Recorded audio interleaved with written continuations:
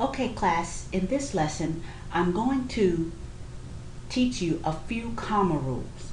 And now after today, you will be responsible to have these commas correctly in your essays. So once you finish typing your persuasive essay, go back and be sure that all of your commas are correct. And go back and see if you're missing any commas. The first time you need a comma is when you have two complete sentences with a fanboy. Now the fanboys are for, and, nor, but, or, yet, and so. If you put a fanboy between two complete sentences, you must put a comma before the fanboy. You can bury your savings in the backyard, comma, but the dogs will dig it up. If you use a fanboy between two complete sentences, you need a comma before the fanboy. The fanboys are for, and, nor, but, or, yet, and so. The next comma rule is if you have a dependent word, remember we have these dependent words, when, if, because, before, while, whenever, I ask you to learn your dependent words. You can find your dependent words in the fragment presentation. Go to the resources folder and pull up the fragment presentation, and there will be a list of dependent words. If you start a sentence with a dependent word, you need a comma at the end of the clause before the complete sentence. So here's the complete sentence. It was too late to buy a ticket. Well, I have a dependent clause here. So when I found my purse, comma, it was too late to buy a ticket. Let me give you another example. If is a dependent word. If I have time, comma, I will give you a call. Because is also a dependent word.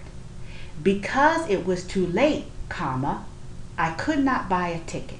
So if you start your sentence with a dependent word, you need a comma at the end of the clause before the complete sentence. Next, we recently talked about transitions. Whenever you use a transitional word, you need a comma after it, no matter where it is. You always need a comma after a transitional word. But if you stick a transitional word in the middle of a sentence, you need a comma on both sides. Here's the sentence. She soon discovered that Jermaine had stolen her watch. That's really one sentence. She soon discovered that Jermaine had stolen her watch. I just stuck, however, in the middle of my sentence. Well, you need a comma on both sides. When you use a transition at the beginning of a sentence, you always need a comma right after. No matter where your transition is, you always need a comma after a transition. Now, look at this rule. Here we have a semicolon and a comma, and here we have comma and a comma. Look at the difference. This is a complete sentence and then another complete sentence. When you stick a transitional word in between two complete sentences, you need a semicolon on one side and a comma on the other. Let me go to Word and type a few examples. Okay? I love to eat chicken and dumplings.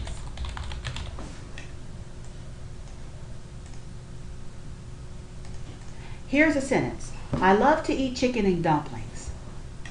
But what if I say, I love, however, to eat chicken and dumplings? What I've done is I've stuck, however, in the middle of a sentence, but it's still just one sentence. So if I do that, I put a comma and a comma on around however. So let's try something else.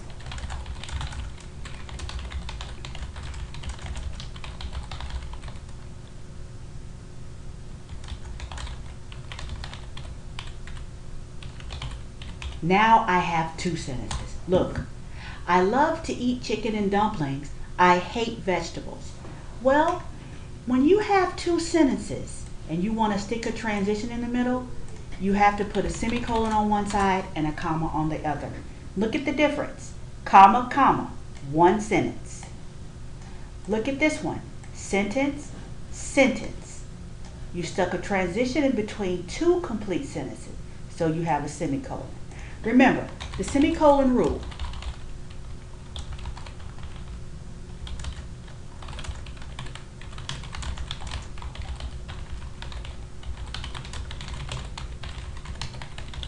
You can put a semicolon between two complete sentences, and that is why there is a semicolon here, because we have two sentences. And remember what I said about transitions.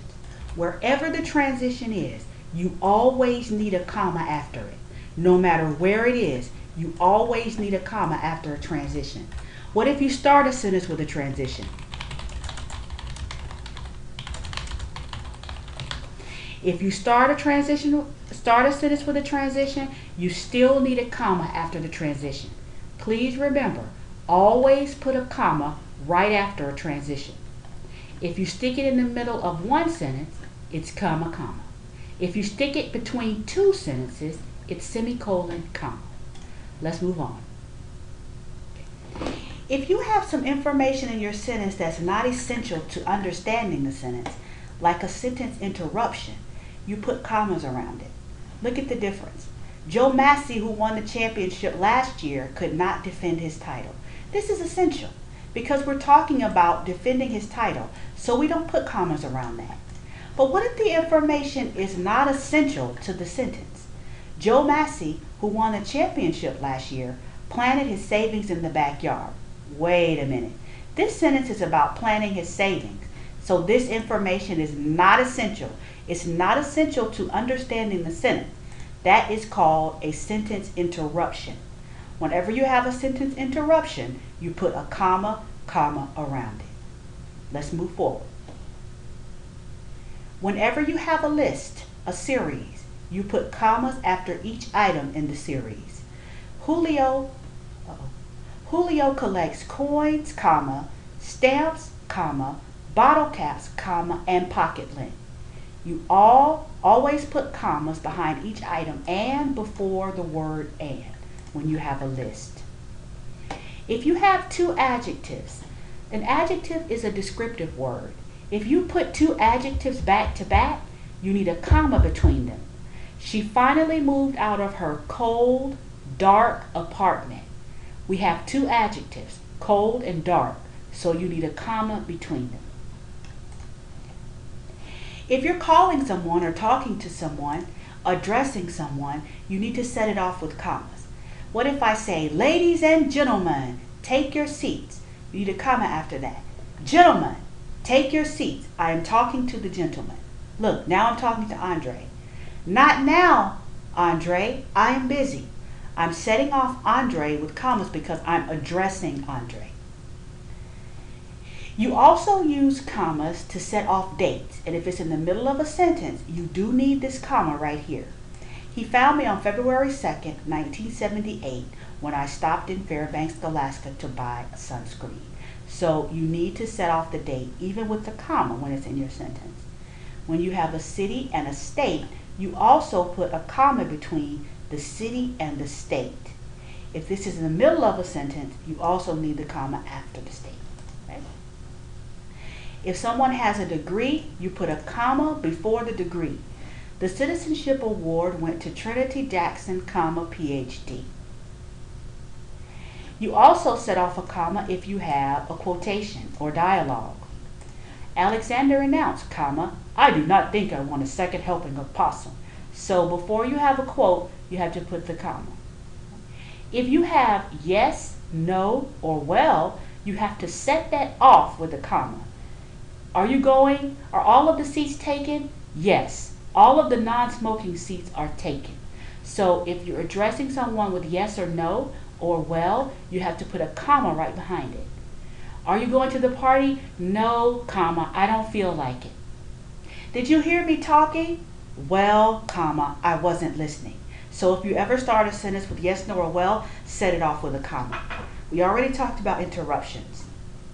Jack is, quite obviously, a compulsive gambler. These are the main comma rules that you should know in order to write a successful college level paper. And so for homework, you will see later that you will have to do some comma exercises to practice these rules. And these comma rules will also be in your folder, so print them out. And when you write your persuasive essay, go back when you finish and be sure that your commas are correct. If you don't understand any of these rules, give me a call or send me an email and I will explain the rule in more detail. Okay? So the last video you will watch next is a video that explains all of your homework and your assignments. So thank you for paying attention to all of these lessons, and I hope that they were informative. Give me a call if you need some help. Please watch the next video, the last one, which is your homework and assignment video. Thank you.